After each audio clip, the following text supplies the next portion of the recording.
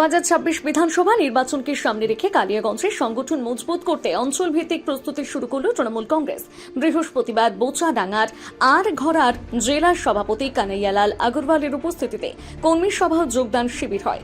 BJP সহ বিভিন্ন দল ছেড়ে শতাধিক কর্মী তৃণমূলে যোগ দেন।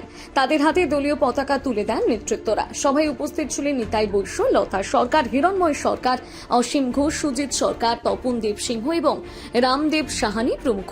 পুরনো কর্মীদের সংবর্ধনা দেওয়া হয়। কানাইয়ালাল বলেন, আজকে বোচাডাঙ্গা অঞ্চল থেকে কালিয়াগঞ্জ অঞ্চলের অঞ্চল সম্মেলন শুরু হলো।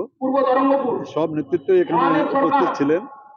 আজকে এখান থেকে বোচাডাঙ্গা অঞ্চলের 100টার মতো পরিবার বিজেপি ছেড়ে তৃণমূল কংগ্রেসে যোগদান করেছেন। আপনারা যারা এখানে উপস্থিত আছেন সবাইকে আমরা বলেছি যে নিজের নিজের বুথটাকে শক্তিশালী করেন। বুথ শক্তিশালী হলে বোচাডাঙ্গা অঞ্চল থেকে আমরা 5,000 ভোটে আমরা লিড নেব। এই যে দেখা যায় প্রতিবার বিধানসভা নির্বাচনে কালিয়াগঞ্জ তৃণমূলে হাতছাড়া হয়ে আসছে, কি মনে করছেন এবার নির্বাচন? এবার হাতছাড়া হবে না। এবার তো 1 ফেব্রুয়ারি অন্তর্বর্তী বাজেটে যে মা লক্ষ্মীরা 1,000 টাকা করে পেতেন তারা 1500 টাকা করে পাবেন, যারা 1200 টাকা পেতেন তারা 1700 টাকা পাবেন। যারা বেকার যুবক যারা আছে তারা 1500 টাকা করে 5 বছর পর্যন্ত তারা ভাতা পাবে যদি এর মাঝখানে তাদের চাকরিটা না হয়।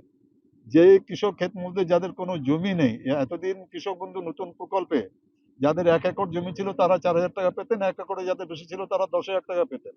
এবার কিন্তু যাদের 1 একর একদম জমি নাই তারাও কিন্তু 4,000 টাকা পাবেন, 2,000 করে।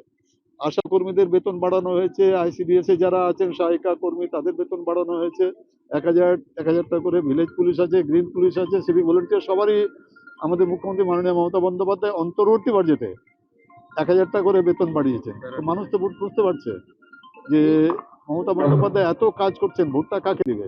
তো কালিয়াগঞ্জে আমরা সংগঠনটাকে আরো শক্তিশালী করতে এখানে আছে, বাপ্পা আছে। উত্তর দিনাজপুর থেকে অনুপ জেসওয়ালের প্রতিবেদন, নিউজ টুডে।